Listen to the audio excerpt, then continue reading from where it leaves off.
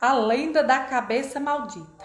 Quem nos conta esse relato é um militar. Ele conta, pessoal, que ele trabalhava em um estado e o município que ele trabalhava, o pessoal comentava muito sobre essa lenda da cabeça maldita, que era de um cangaceiro que foi muito ruim, muito cruel. Imagine que os cangaceiros não são peça boa. Imagine o cangaceiro cruel, como não seria, hein? E esse cangaceiro, ele foi morto, cortaram a cabeça dele e apareceu, e ficou aparecendo essa lenda, né? Muitas pessoas viam essa cabeça rondando depois das 10 horas da noite, principalmente nas sexta-feira. E hoje é mais sexta-feira. Então, pessoal, diz a lenda que esse cangaceiro era uma pessoa muito perversa e ele morreu de forma cruel, assim como mataram ele fazia isso com as pessoas, né? Ele cortava a cabeça das pessoas. Certa vez, pessoal, eles estavam... Tinha acontecido um assalto e eles estavam em uma trincheira, né? Estavam fazendo uma tucaia, né? Atucaiando para ver se pegava os bandidos. Então, era mais de 10 horas da noite e, de repente, veio aquele silêncio, pessoal.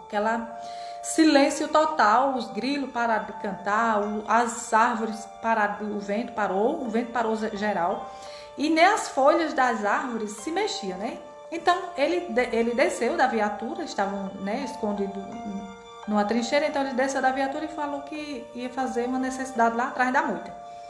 De repente ele foi, muito escuro, né, o local, e ele tá lá, né, fazendo as necessidades dele, quando de repente ele levanta a cabeça, pessoal, e se depara com a cabeça maldita. Pessoal, ele fala que tava aquela criatura tão estranha que ele falou que nem ele tentou gritar, não conseguiu, tentou andar, não conseguiu, tá? Ele ficou totalmente preso. E ali ele não conseguiu nem mover o olho para o lado, ele ficou fitado naquela criatura. Aí ele conta, né, que o cabelo, aquele cabelão longo, estragado, assim, mais ou menos igual ao meu. Brincadeira, apesar que o meu também tá, né? Então, pessoal, ele conta que aquele olho vermelho, puro fogo, aquele chifre, né, de boi, era como se fosse a cabeça de um boi, e aquele sorriso, tipo um V, eles que eram os dentes, era enorme, era horrível. E não tinha o corpo. Ele procurou, ele viu que era uma estatura mais ou menos na altura dele, mas ele não viu o corpo. E aí ele percebeu que realmente a lenda se tratava de ser verdade, né?